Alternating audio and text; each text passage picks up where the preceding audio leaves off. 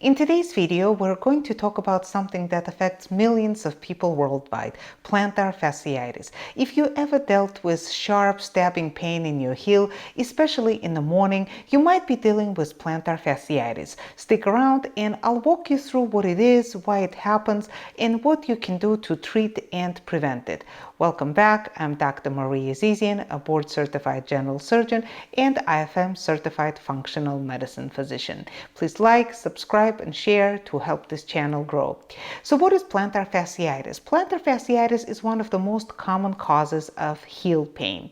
Let's define plantar fascia. So plantar fascia is a thick band of tissue that runs across the bottom of your foot and connects your heel bone to your toes. Inflammation of this band is called plantar fasciitis. This inflammation leads to that familiar heel pain, which is often the worst when you first step out of the bed in the morning or after sitting for long periods. The plantar fascia acts like a shock absorber, supporting the arch of your foot. But when too much pressure or stress is placed on it, then small tears can develop, leading to irritation and inflammation. So who is at risk? Adults of 45 to 65 years of age, also overweight and obese people. Also, if your job entails standing for long times, that's a risk factor. So what causes plantar fasciitis? So several factors that can increase the risk of developing. So let's start with the foot structure. If you have flat feet, high arches, or abnormal walking patterns, all that can put an extra stress on that plantar fascia. The other one is overuse of the foot. Running, as I mentioned earlier, standing for long periods, especially on hard surfaces, can irritate the tissue. This is why plantar fasciitis is often seen in runners, athletes, and people with physically demanding jobs. The next one is improper footwear.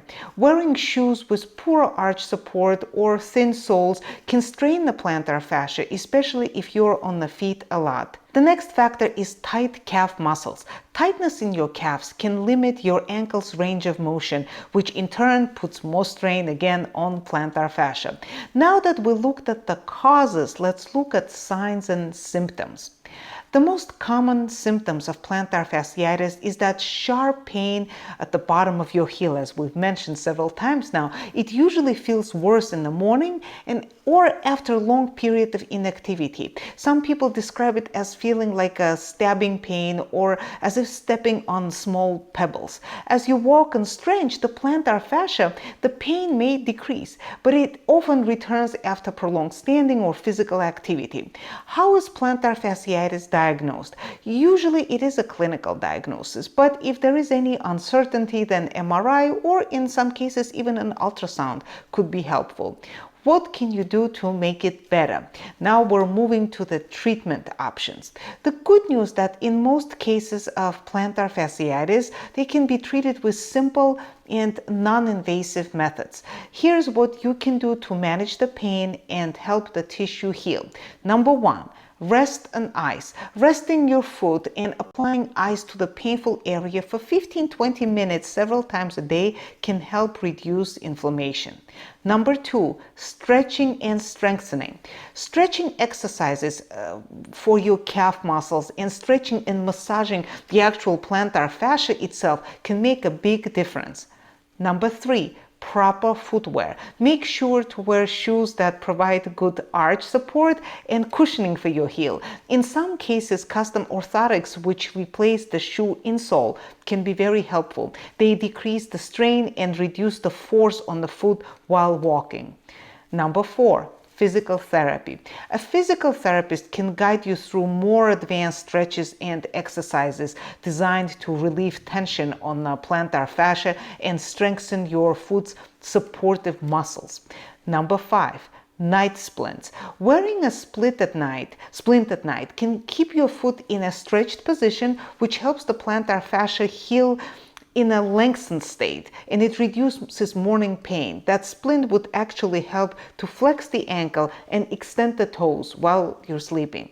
So now, when do you see a doctor? If your pain doesn't improve after a few weeks of home treatments, it's a good idea then to see your doctor, your provider. In more severe cases, options like corticosteroid injections or extracorporeal shock wave therapy or even surgery may be necessary. Another relatively newer option is PRP injection, PRP being platelet-rich plasma.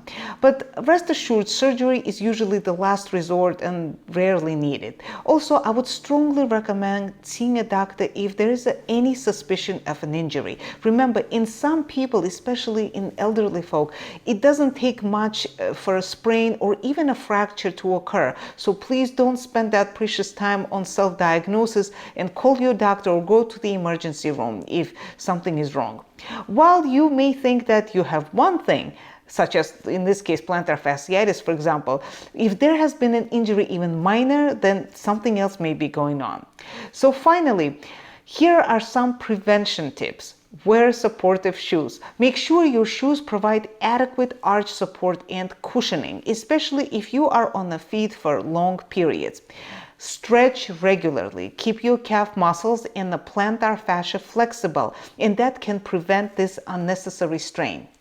Gradually increase activity. If you're a runner or an athlete, gradually increasing the intensity and duration of your workouts will avoid overloading your plantar fascia. How long does plantar fasciitis usually last? It often goes away by itself, but may unfortunately last anywhere from months to years. So in summary, plantar fasciitis may be painful, but it is also treatable with the right care. By paying attention to your footwear, stretching regularly, and giving your feet the support that they need, you can keep that heel pain at bay. If you found this video helpful, don't forget to like, share, and subscribe for more health tips. Thank you so much for watching. Until next time, bye-bye.